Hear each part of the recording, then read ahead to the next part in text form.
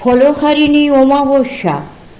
আদি শঙ্করাচার্য রচিত দেব্যাপরাধ ক্ষমাপণ স্তোত্রের অন্তিম শ্লোকে বলা হয়েছে, হে মহাদেবী, আমার মতো পাতকী কেউ নেই, আর তোমার মতো পাপহারিণীও কেউ নেই।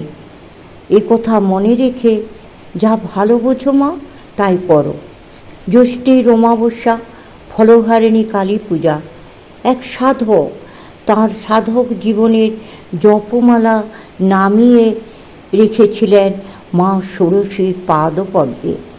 আপনার স্ত্রীকে মাতৃ জ্ঞান করে ইতি টেনেছিলেন তাঁর আমি, অর্থাৎ সাধক জীবনের মোহ, মায়া, কামনা, বাসনা, ইহ পর নিবেদন করেছিলেন মা ত্রিপুরেশ্বরীর চরণ কমলে।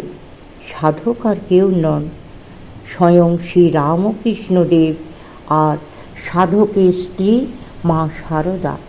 সেই রাতে মা হরণ করলেন সাধকের কর্মফল, পাপ পুণ্য, অর্জন বর্জন, বৈধ অবৈধ, পরিবর্তে ঠাঁই দিলেন তাঁর করে।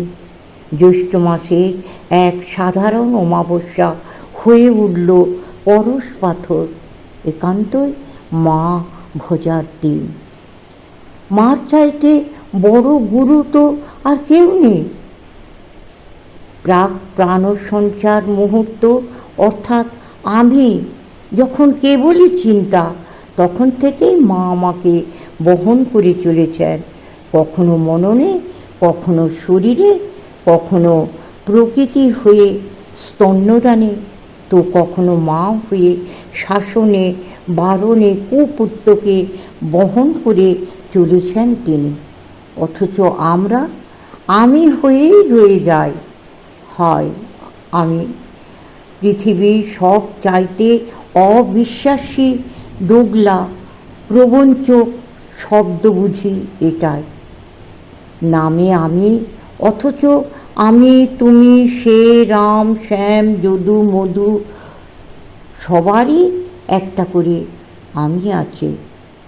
অহংকার, ক্রোধ, লোভ, ক্ষোভ, দ্বন্দ্ব, প্রতিটি কার্যই কোথাও না কোথাও, কখনো না কখনো কেউ, কখনো না কখনো সেই ব্যক্তি স্বার্থকে আমিকেই স্পর্শ করে সম্পাদিত হয়। যেমন ছাত্রের আমি, তার পাঠে ফল কৃতকার্যতা, সাধকের আমি, তার সাধনার সিদ্ধিলাভ। ফলহারিণী কালী পূজা সেই আমির হরণের দিন। আমার আমিকে ভালো মন্দ, দ্বিধা দ্বন্দ্ব, পাপ পুণ্য যাবতীয় কর্মফলকে মাতৃপদে সমর্পণের দিন। হৃদ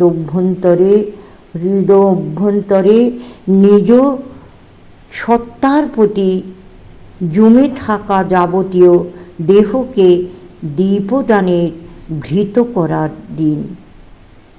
আমি পুরো নিষ্কম্প জ্বলুক সেই শাশ্বত দীপশিখা।